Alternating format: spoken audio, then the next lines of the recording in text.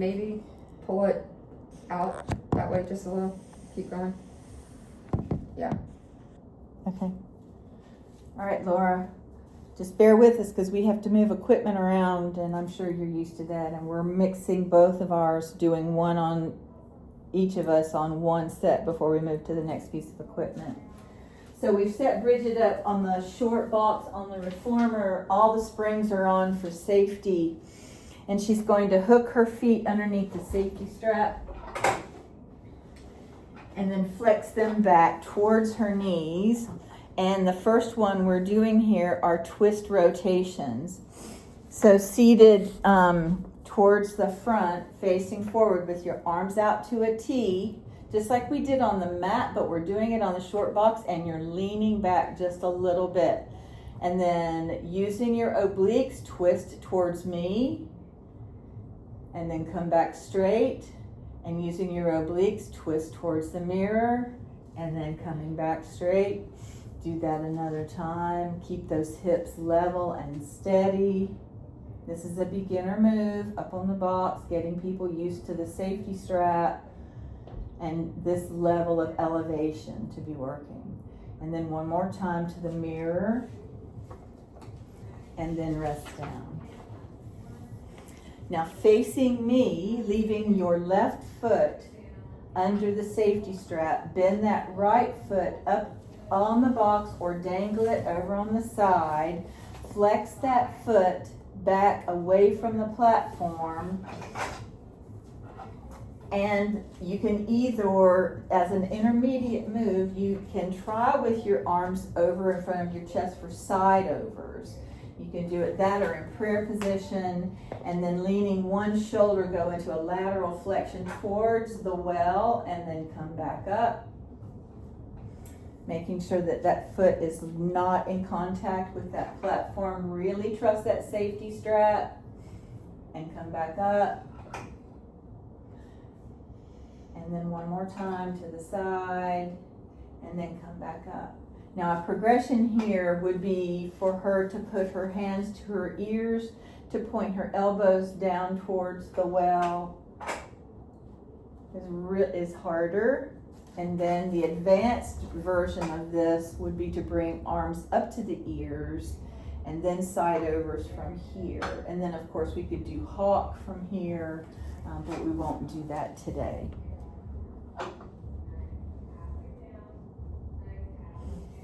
Really nice, Bridget. Thank you. And then, if you'll step off, we're going to set up on the long box with one red spring for pulling straps. So if you'll lie on your tummy with your head towards the loops and your feet towards the trapeze, towards the foot bar. And I'd like you lying down so that you're supposed to. Yeah, if this were on the ground, it would make it different. And then I want you to scooch forward enough so that the bottom of the chest and the top, like the middle of the breastbone, is right at the edge of the front of the box. Now reach forward and grab the loops and walk your hands up to the tape above the hardware. And then extend both arms out to the side, outside the wooden rails, keeping your neck and your pelvis and your spine neutral. Take a breath in, and as you exhale, raise the arms up to hip level behind you, keeping that head, that neck neutral, and then return. Do a couple more here.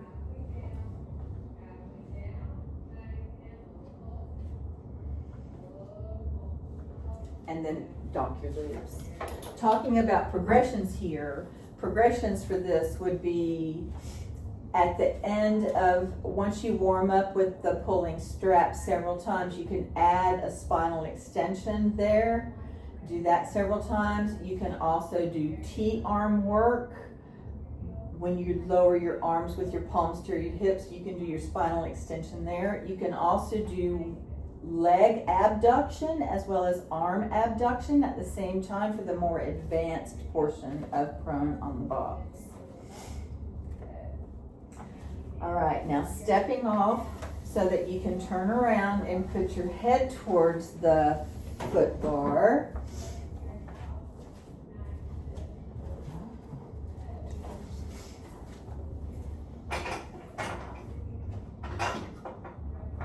And you're still on one red spring, and we're going into an intermediate.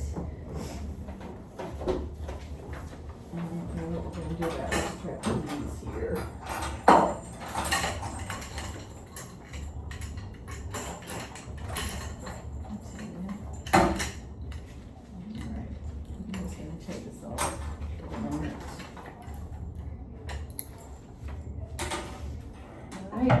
So both hands are on the foot bar, parallel, and you are pulled a little bit forward once again so that your chest is slightly off the front edge of the back edge of the box. Press the carriage out with straight arms, and then as you return the carriage only returns because you're lifting your spine up into spinal extension, looking slightly forward, lifting up till the hip points are still on the carriage, and then pressing back down and lowering down into neutral. Keep those arms straight as you press down, keeping those shoulder blades pressed down to the spine. One last one. And then relax down.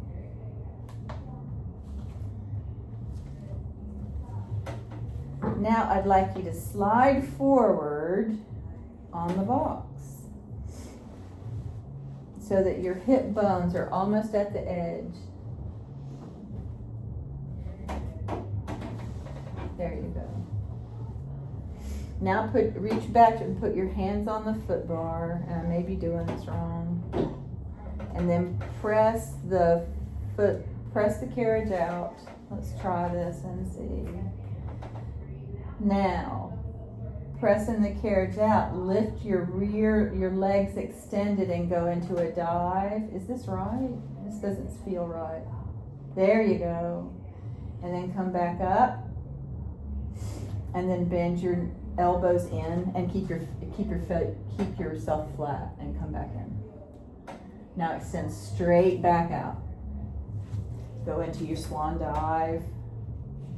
Now lift up from there. And before you bring the carriage back in, then you bend your arm. So let's try this again. So what I want is extend the arms straight out. Go into a swan dive. Keeping the carriage still, lift up into spinal extension, and then lower down. Let me reset. Yeah, I just got reset. Okay. So extend out, go into swan dive. Now press down on the foot bar and raise up, but don't bring the carriage in. Then lower back to neutral, bend your elbows out, and come back in. That's it. Okay? One more time.